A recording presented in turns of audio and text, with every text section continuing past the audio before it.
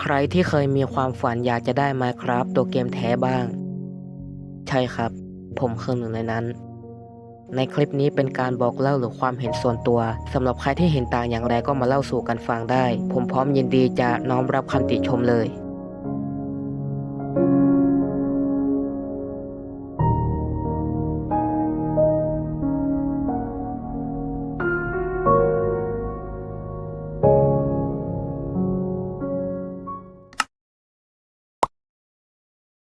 ย้อนกลับไปในปี 63 ผมเคยซื้อบนมือถือมาแล้วนะ ตอนนั้นราคาก็จะประมาณ 215 บาท อะไรประมาณนี้ สำหรับเด็กคนหนึ่งอย่างผมนะ ถือว่าแพงเอาเรื่องเลย ถ้าเทียบกับตอนนี้ก็ลดเหลือประมาณ 70 กว่าบาท ซึ่งอันนี้ใครที่มีงบน้อยก็น่าจะสามารถซื้อได้แหละ ไม่ได้แพงอะไรมาก ตอนนั้นด้วยความที่ผมยังเด็กนะ หาเงินเองยังไม่เป็น จะไปขอเงินคนยายซื้อก็จริงเกรงใจ ก็เลยไม่กล้าขอ ช่วงนั้นก็กำลังทำ YouTube อยู่ด้วย ผมก็เลยเริ่มมองหาแอปแบบสอบถามที่ได้เงินจริง ซึ่งอันนี้ต้องบอกก่อนนะครับว่าผมไม่มีสปอนเซอร์และไม่ใช่การลงทุนที่ผิดกฎหมายอะไรทั้งนั้นนะ ตอนนั้นผมสู้จนสำเร็จได้ตัวเกมบนมือถือมาจนดีใจกับครั้งแรกในชีวิตที่ได้ซื้อ Minecraft เป็นครั้งแรก และเรื่องก็ผ่านไปหลายปีแล้วจนถึงคราวนี้ผมขยับมามีโน้ตบุ๊ก PC เป็นของตัวเองซึ่งเอาจริงๆก็โน้ตบุ๊กนั่นแหละเป็นของน้องสาวผมเองเอาไว้ใช้ในการทำงานหรือการถ่ายคลิปอะไรต่างๆนี่แหละแต่เอาจริงๆนะสาเหตุที่หลายๆคลิปที่ผ่านมาเนี่ยผมไม่ได้ใช้โน้ตบุ๊กในการทำเลยส่วนใหญ่ผมจะใช้แต่มือถือในการทำคลิปอย่างเดียวไม่ว่าจะเป็นการสอนทำแอดออนการรีวิวก็ใช้แต่มือถือนั่นแหละไม่มีคอมเลยนะแต่สมัยช่วงแรกๆที่ผมทำช่องมาเนี่ยก็เคยมีแต่เนื่องด้วยมันเสียที่ว่าโดนไวรัสเข้าอะไรนู่นนี่นั่นจนผมไม่สามารถแก้ได้แต่ปัญหาคือผมต้องการหารายได้เพื่อมาซื้อ Minecraft แท้บน PC อีกรอบใช่ตอนนั้นจำได้ว่าผมเคยซื้อบนมือถือไปแล้วนะนี่จะต้องมาซื้อบน PC อีกผมก็เลยมานั่งคิดว่าเราก็ซื้อบนมือถือไปแล้วนี่งั้นเราก็ใช้อีเมลล็อกอินโปรแกรม Emulator อะไรประมาณนี้ก็ได้น่าจะใช้สีเดียวกันได้อะไรประมาณนั้นแต่พอเอาเข้าจริงนะ มันไม่เป็นอย่างที่คิดเลยพอใช้ไปสักพักเครื่องเริ่มแถมตอนทำงานทำแอดออนก็ยิ่งยุ่งยากเข้าไปใหญ่ไม่ว่าจะเป็นการส่งไฟล์โค้ดผ่าน ADB มันก็จะกินทรัพยากรเครื่องไปแล้วโดยปกตินะโน้ตบุ๊กที่ผมใช้อยู่จะมีแรมแค่4 กิกะไบต์ขนาดร้าน Emulator มันก็เกือบจะขีดอยู่แล้วนะจนสุดท้ายผมเลยตัดสินใจเลิกทันทีแล้วหันไปลง Minecraft Windows 10 Edition หรือ Bedrock Edition ในคอมนั่นแหละแต่พอโหลดเสร็จแล้วก็มาติดที่หน้าตัวทดลองเข้าเล่นตัวเต็มไม่ได้อยู่ดีผมก็เลยมีความสงสัยว่าสเปคนี้เราสามารถเล่น Minecraft บนคอมได้ไหมก็เลยมาลองเล่นดูแต่ก็ถือว่าใช้งานได้แต่มันจะติดลิมิตที่90 นาทีอะไรประมาณนั้นพอเข้าสู่ช่วงปีนี้ผมก็เริ่มกลับมาจริงจังในการหารายได้เพื่อมาซื้อ Minecraft ตัวเกมแท้อีกครั้งโดยเฉพาะบน PC เลยผมเลยตัดสินใจใช้วิธีการเดิมนี่แหละแต่พิเศษของรอบนี้ก็คือผมใช้2แอปทำงานร่วมกันเลยซึ่งก็ไม่รู้จะทำยังไงกับชีวิตตัวเองแล้วถ้าถามว่าทำไมต้องใช้2ตัวล่ะเพราะแอปแรกที่ผมเคยใช้ก็พักหลังนะได้คะแนนน้อยบอกเลยว่าโคตระใจจะขาดเพราะแบบนี้แหละผมต้องใช้เวลาหลายเดือนเลยกว่าจะถึงผมอาจจะมีความคิดว่า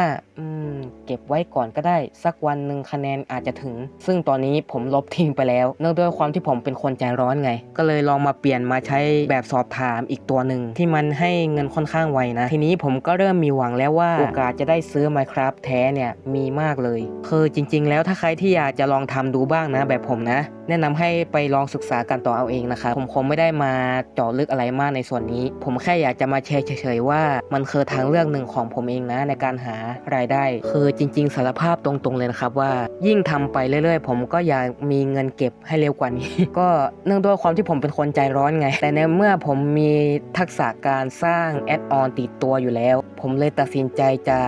เปิดรับงานจ้างอีกครั้งหนึ่งตามผลโหวตที่ทุกคนส่งกันเข้ามานะก็ต้องขอบคุณทุกคนมากสำหรับหลายคนอาจจะไม่รู้จริงๆนะครับว่าผมเคยเปิดรับงานไปนานแล้วแต่ช่วงนั้น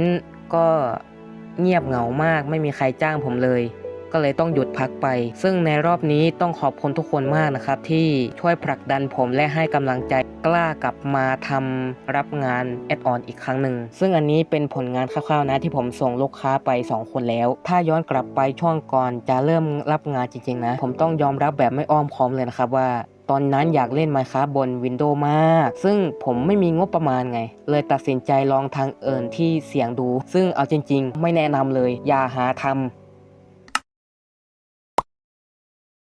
เริ่มต้นจากการที่ผมลองสมัคร Xbox Game Pass แค่14วันแต่เอาจริงนะมันก็ไม่ทันใจคนเล่นเท่าไหร่หรอกแค่14วัน2สัปดาห์แค่นั้นเองผมก็ได้เล่นทั้ง Minecraft รวมถึง Minecraft Dungeon จนสุดท้ายพอหมดวันแล้วผมต้องหันไปพึ่งไฟล์ตัวเกมแคคทั้งที่รู้ว่ามันเสี่ยงโดนไวรัสแน่นอนนะเอาจริงนะสำหรับคนงบน้อยมันก็จำเป็นไหมอะความจริงคือขอสารภาพเลยนะแม้แต่ช่วงที่เริ่มรับงานจ้างเนี่ยผมก็ใช้ตัวเกมแคคอยู่ก็อย่าถือสาผมเลยแล้วกันแต่ข่าวดีคือพอผมได้เก็บเงินครบแล้วจริงๆผมก็ยังคงศึกษาอยู่ว่าเรื่องการซื้อ Minecraft ตัวเกมแท้เนี่ยควรจะมีราคาถูกๆไหมผมก็เลยไปสืบดูจนได้รู้ว่ามันมีรหัส CD key ที่สามารถนำไปแลกกับเว็บไซต์ใน Minecraft ได้แต่ผมก็ยังมีความกังวลอยู่เรื่องหนึ่งคือถ้าเกิดรหัสใช้งานไม่ได้เนี่ยผมก็ต้องมาบันทึกเป็นหลักฐานไว้ว่าขั้นตอนการทำงานขั้นตอนการชำระเงินเนี่ยมันเป็นยังไงจนสุดท้ายเจอทางสว่างแล้วผมสามารถได้ Minecraft ตัวเกมแท้แบบ CD key ที่ผมสามารถนำไปกรอกเป็น redeem ได้จริงผมก็เลยเชื่อมาตลอดจนถึงตอนนี้ว่าภายในเว็บไซต์นี่แหละเพื่อให้ได้เล่น ID แท้แบบเต็มตัวนี่คือเครื่องมือทำมาหากินที่ผมจะใช้ส่งต่อประสบการณ์และผลงานของผมต่อไปและนี่ก็คือประสบการณ์ที่ผมได้รับจากอาชีพที่สร้างขึ้นด้วยความทุ่มเทหยาดเหงื่อแรงกายจริงๆนะจนตอนนี้ผมทำตามเป้าหมายสำเร็จแล้ว เสียงผมจะหายแล้วเนี่ยสิ่งที่สำคัญที่สุดเลยผมต้องขอบคุณคุณลูกค้าทุกคนที่มองเห็นคุณค่าในงานฝีมือของผมและคอยสนับสนุนกันมาตลอดสุดท้ายผมอยากจะบอกทุกคนว่าถ้าคุณมีทักษะหรือความชอบอะไรก็ตามที่สามารถเปลี่ยนเป็นรายได้ได้เพื่อมาซื้อ Minecraft แท้ให้ลองเปิดรับงานดูครับเริ่มจากเท่าที่ทำไหวนะแต่สิ่งที่ทิ้งไม่ได้เลยคือต้องมีผลงานที่เคยทำโชว์ไว้ก่อนหน้านี้แล้วเพื่อให้เขาเห็นและเพื่อให้คนอื่นที่สนใจ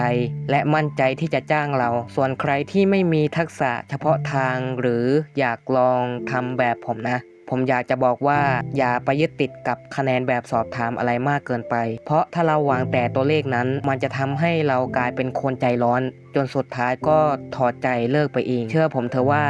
การฝึกทักษะเพื่อเริ่มรับงานจริงมันเห็นผลไวและคุ้มค่ากว่าหลายเท่าแน่นอนยังไงผมก็ขอเป็นกำลังใจให้ทุกคนได้ก้าวผ่านจุดนี้และได้ครอบครองตัวเกมแท้ด้วยน้ำพักน้ำแรงด้วยนะครับผมเชื่อว่าทุกคนที่ดูอยู่ตอนนี้